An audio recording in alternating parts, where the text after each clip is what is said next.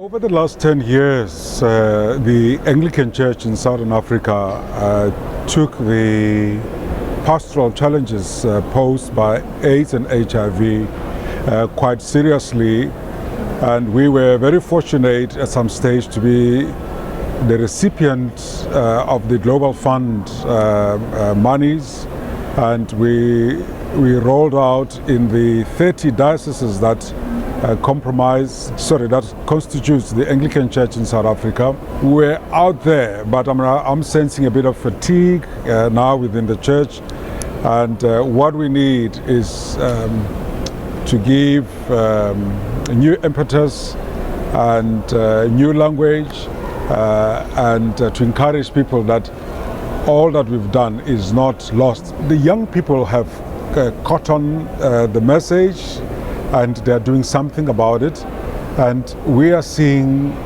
trends where the infection rates among the young people has gone relatively down, but the epicenter of the infection has shifted from the young people into adult heterosexual stable marriages, and so that's where we need help in terms of messaging and dealing with infection rate among that population. Yes, we need to maintain prevention, because if they are infected, they need to know that if you continue with behavior that do not respect your own sanctity, that do not respect your marriage, you will actually be cross-infecting yourself.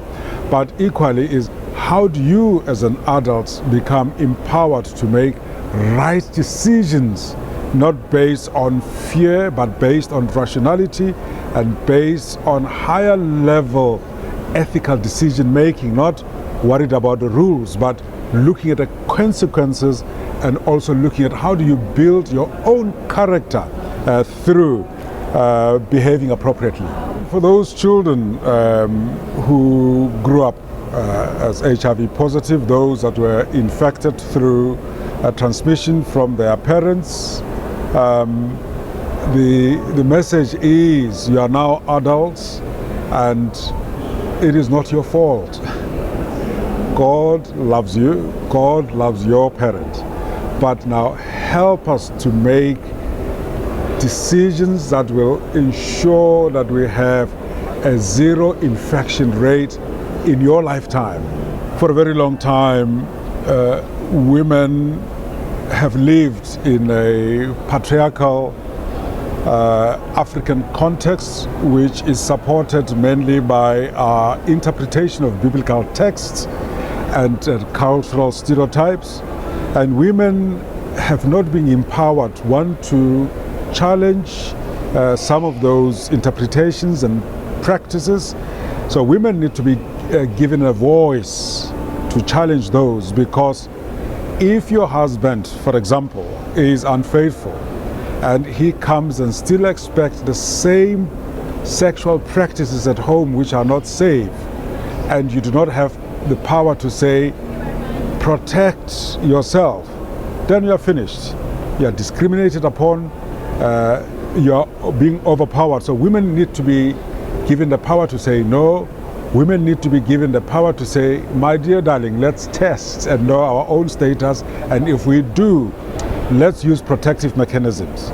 YWCA will play an important part there in studying the practices and behaviors of a patriarchal African cultural context, which is supported by a biblical framework and narrative, and to speak that language, but in order to empower the women.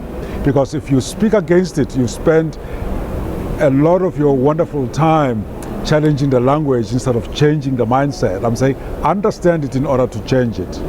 The work that is done by the Ecumenical Advocacy Alliance, although we don't publish it much, is very important. I mean, the dialogues that we have had in the past of bringing people of leaders of different faiths to come and wrestle with the scourge of AIDS and HIV is very important.